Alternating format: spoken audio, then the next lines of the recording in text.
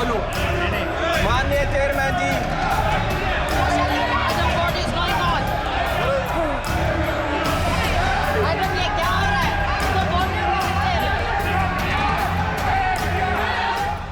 ये हंगामा देख रहे हैं आप, जोरदार हंगामा, ये शोर शराबा, इस बार दोनों तरफ से जोर आजमाइश। जी हां, जरा गौर से देखिएगा, तनिक ध्यान लगाइए। क्या दिख रहा है जनाब? समझे कुछ आप? आइए मिलकर समझते हैं। हंगामा तो गजब बरपा है, लेकिन अपोजिशन के खेमे में सबसे आगे बैठे नेता प्रतिपक्ष राहुल गांधी को देखिए। अपनी सीट से तमतमाए आगे बढ़े केंद्रीय मंत्री रवनीत सिंह बिट्टू और बीजेपी सांसदों को कैसे ललकार रहे हैं। जी हां, फिर देखिए राहुल का ये अंदाज, साथ में विपक्ष के सांसदों को भी इशारा है, आगे आओ, अब पीछे नहीं हटना है, या यूं कहें कि दबना नहीं, लड़ना है। तो कॉन्फिडेंस से लबरेज ये है 18वीं लोकसभा का विपक्ष। 2014 और 2019 के टर्म की अपेक्षा अब बेहद आक्रामक है विपक्ष। राहुल गांधी नेतृत्व कर रहे हैं सदन और सदन के बाहर लगातार मोदी सरकार पर हमलावर। अब तो सत्ता पक्ष के हंगामे का मुकाबला भी चैलेंज के इशारों के साथ। आगे बढ़ रहे हो तो आओ, हम भी आते हैं सामने, हो ही जाए आमना सामना। गुरुवार 25 जुलाई को लोकसभा में इसकी बानगी देखी गई। दरअसल पंजाब के 2 सांसदों में जबरदस्त बहस हुई, तो मामला बहस से जरा आगे निकल गया।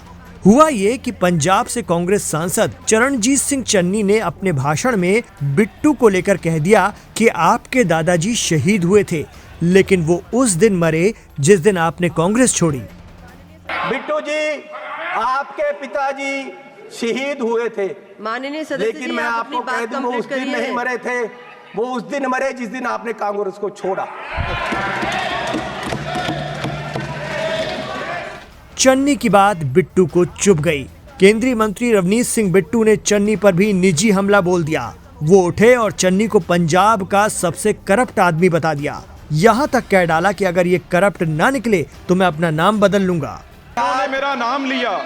मेरे दादाजी सरदार बेअंत सिंह जी, उन्होंने कुर्बानी देश के लिए दी, कांग्रेस के लिए नहीं दी, देश के लिए दी।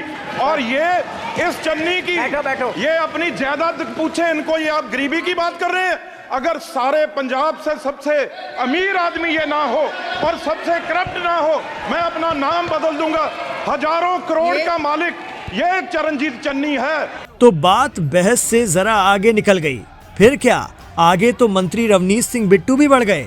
अब जरा गौर से देखिए, बिट्टू और सत्ता पक्ष के कुछ और सांसद आगे बढ़े तो विपक्ष के नेता राहुल गांधी ने अपने सांसदों को भी सामने आने का इशारा कर दिया। इतना ही नहीं, वो सत्ता पक्ष को ललकारते भी दिखे।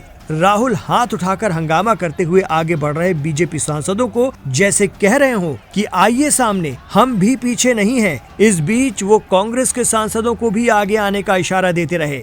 हालांकि आसंदी पर बैठी संध्या राय सभी सदस्यों को अपनी अपनी सीट पर बैठने का आग्रह करती रहीं, लेकिन सत्ता पक्ष और अपोजिशन दोनों के तेवर देखकर सदन की कार्रवाई स्थगित करनी पड़ी। Leader of opposition Rahul Gandhi का ये आक्रामक अंदाज सियासी तज्जियाकारों के लिए भी बहसो मुबाहिसे का सबब है।